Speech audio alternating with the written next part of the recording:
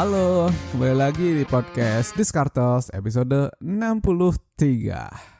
Bahasannya adalah berapa budget marketing yang pas.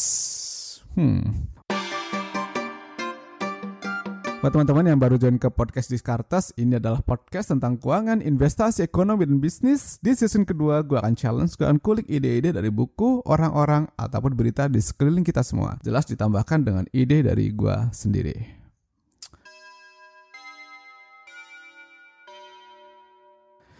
Duit perusahaan gue udah habis-habisan nih di product development.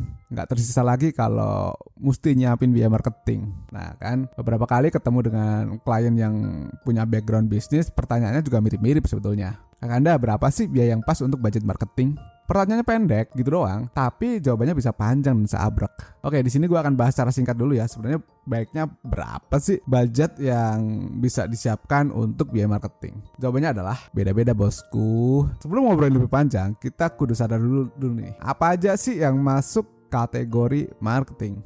Marketing itu nggak hanya pasang iklan di Facebook atau Instagram atau ngebayar influencer dan tidur diem terus ngarepin hasilnya bagus. Nggak sesimpel itu juga. Kalau kayak gitu modal orang tajir cuman punya duit untuk sebagai capital, kan nggak juga, harus punya otak buat mikirin strateginya, ya kan? Memang pasti akan buang duit kalau mikirnya di situ tok, jor-joran, padahal hasil belum tentu. Makanya budget marketing ini perlu di-set di awal buat tahu ekspektasi outputnya. Budget marketing juga mesti melingkupi ya yang gue sebut tadi, ads di medsos atau influencer. Itu hanya part kecilnya. Selain itu harus memperhitungkan juga gimana journey promotionnya, events, dan operasional harian. Loh, marketing kok ada operasional harian? Well, ads di medsos itu kan nggak hanya sekali ya, dia bisa berkali-kali sesuai dengan event juga, campaign istilahnya. Terus ada alien nanya lagi nih, oke Kak Anda, kita udah tahu nih detail apa aja yang masuk ke budget marketing. Nah, baiknya berapa sih?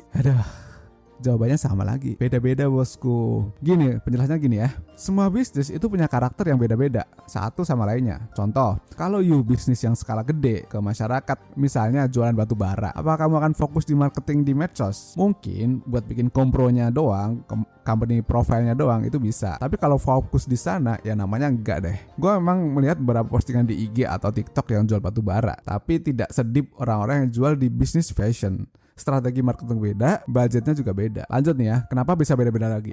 Misal, lo punya usaha, itu udah berapa lama sih? Perusahaan baru atau enggak sih? Perusahaan yang baru berdiri kemungkinan akan sangat burn money di marketing. Karena ya, satu, belum ada yang tahu, atau kedua, produk atau jasanya itu belum pernah kedengeran. Makanya goalsnya adalah membuat orang mau membeli dulu, strateginya ke sana. Sementara perusahaan lama nggak perlu itu susah payah ngeluarin uang untuk marketing, paling ngejagain doang sepanjang belum didengetin sama kompetitor. Kenapa? Karena ya orang udah tahu produk dan fungsinya gitu kan. Tapi tetap nih ada rules untuk nyusun budget marketing. Yang pertama adalah tidak ngawur. Apa tuh? Ya masa hampir 50% duit perusahaan untuk marketing, nanti biaya R&D-nya kayak gimana gitu. Operasional yang lain juga harus dipikirin. Terus setelah itu juga biaya untuk karyawan seperti apa. Jadi pikiran juga biar kita nggak ngawur. So, prioritaskan tahap untuk develop produk, baru kemudian gimana cara kita jualnya, gimana cara kita bikin campaign dan marketingnya. Yang kedua yang harus diperhatikan adalah sales. Tujuan akhir dari marketing adalah sales, penjualan.